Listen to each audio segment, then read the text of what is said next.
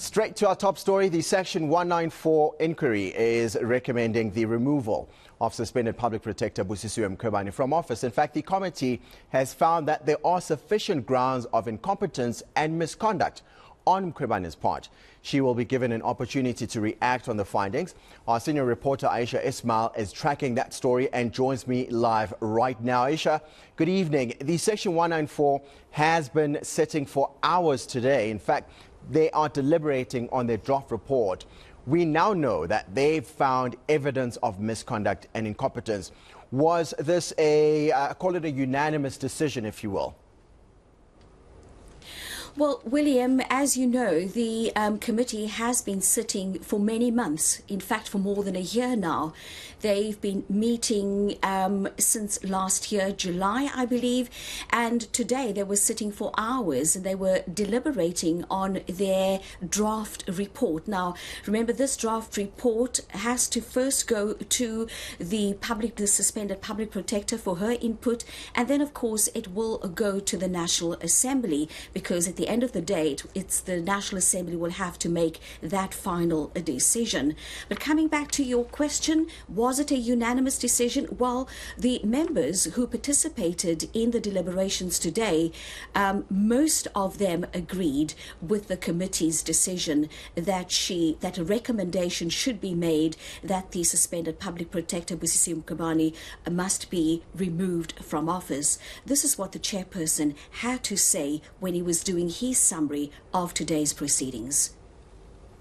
A lot of members that would have spoken are of the view that we must recommend to the National Assembly, based on the work that we have done, very concrete evidence with facts and this long hours of work that we have put into this as part of this journey, that in adopting this draft report, the committee is recommending that the suspended public protector Busisiwe Mkhwebane be removed from office in line with Section 194 of the removal of the heads of Chapter 9 institution, based on the kind of work that we've done, informed by this evidence and the detailed work that we've done. And that is so because the committee was able to sustain and establish evidence that sustains the misconduct and incompetence charges, whether this is CX, this is Friede, CR17, the Gordon matters, and so you go, as well as issues of incompetence. Very clear there. Ayesha, I couldn't help but notice just the demeanor of Busisiwe Mkhwebane, obviously smiling, taking pictures there. But the question has to be asked. I mean, what is next? In terms of steps, what's going to happen from here?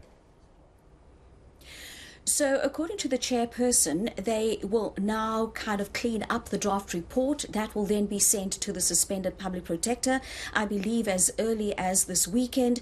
She will then be given an opportunity to give her last and final input. And then, of course, it will be tabled in the National Assembly.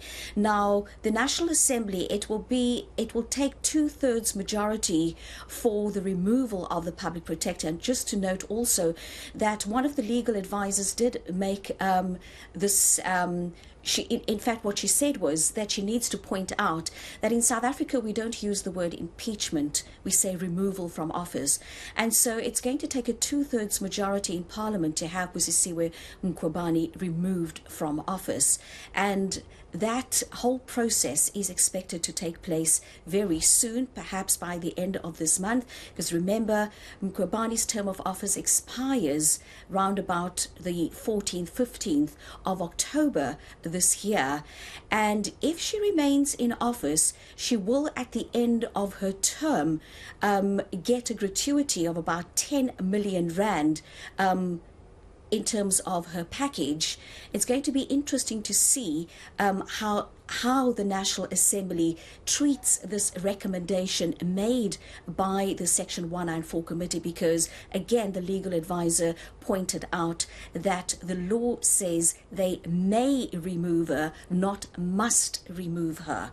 So it will be interesting to see what happens once that draft report reaches the public, once the report is tabled in the National Assembly. But coming back to your question earlier about whether it was a unanimous decision, it was the EFF as well as the Al Jamaa party that did not support the recommendation.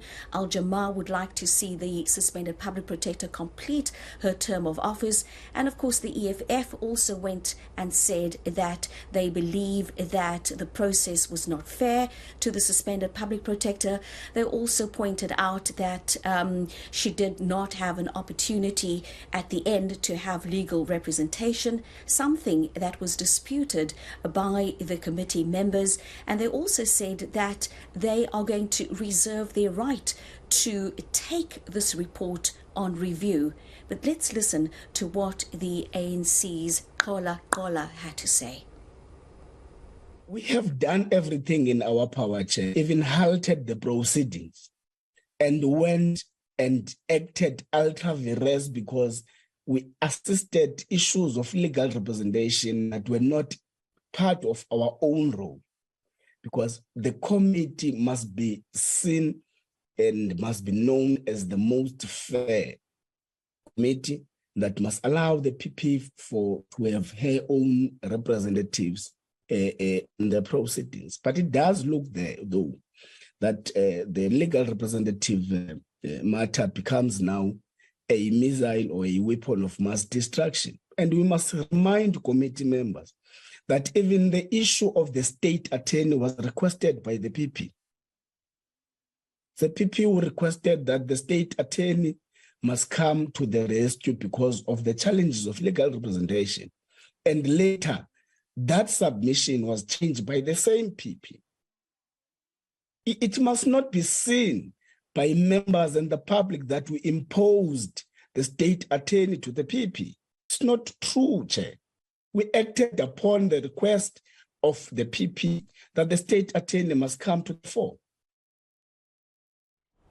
Ayesha, thank you so much for that elaborate report. That was Ayesha Ismail live to us this evening.